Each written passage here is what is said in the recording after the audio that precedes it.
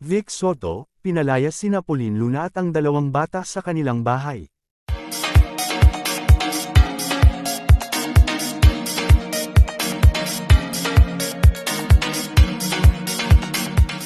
Si Pauline Luna, kasama ang kanilang dalawang anak, ay biglang napilitang umalis ng bahay matapos magalit si Vic Soto.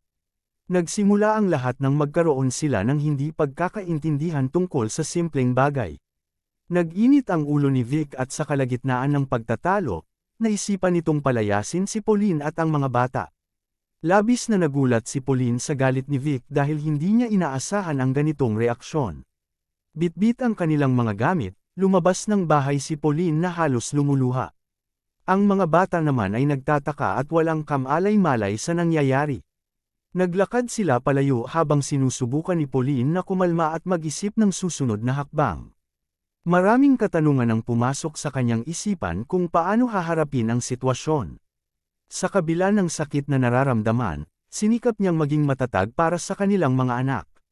Sa huli, umasa si Pauline na lilipas din ang galit ni Vic at magiging maayos muli ang lahat. And this are chika for today mga ka-showbiz, sana nag-enjoy kayo. Don't forget to like, share, subscribe and click the notification bell for more updates.